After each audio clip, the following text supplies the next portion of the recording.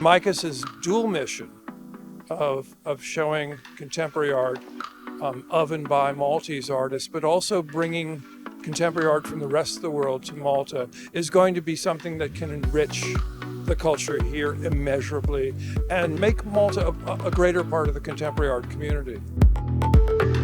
I think it will create a very good space for dialogue between artists and also establish standards on the island on an international level.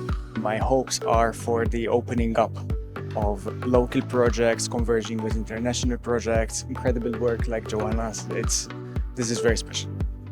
Today, just walking in, I got goosebumps seeing it all materialize and actually coming to fruition. I think it represents a possibility for the art market in Malta and representing all the artists working locally, like a springboard for them to be seen better in the European market and worldwide.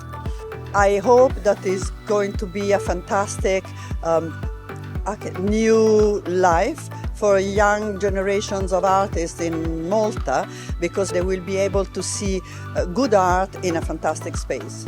I really look forward to being part of the project, the program that will happen for the Maltese community, to be exposed to what international artists can bring to our scene, but also for what the Maltese artistic community can bring, you know, that kind of conversation. I honestly believe that we have a very good, vibrant local scene, so MICAS is the natural step forward where the international is coming to the local.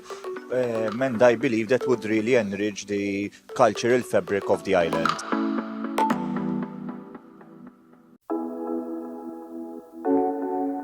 The site is a very important historical site for Valletta. It's a 17th century ring of fortifications which were built following the construction of Valletta. And the new building is like a giant shelter which retains the man-made landscape exactly as it was. There's obviously the very marked distinction between what is new and what is old, and yet together they blend so well. It's great architecture. I love the floating roof and the way it very cleverly sits on the restored fortifications. Restoration unit have done a fabulous job, and Joanna Vasconcelos is a great choice. This giant tree in the lowest level of the museum has turned it into a kind of magical fairy tale-like courtyard, a Mediterranean courtyard. It is quite wonderful. My first impression was the space.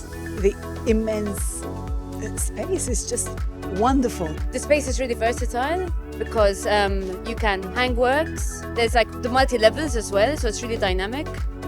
You can use it as a traditional space as we're used to in the arts, but it can be used in such a versatile manner really, which is exactly what the contemporary arts needs. The spaces inside are bigger than I imagined and work on these 4 different levels, and it's a really interesting space.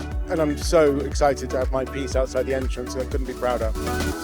I had been to the Hospitio complex before, and it's such an incredible, enormous space with so much history, but it's unrecognizable, and yet you're still walking through these alleyways of history. Beautiful spaces.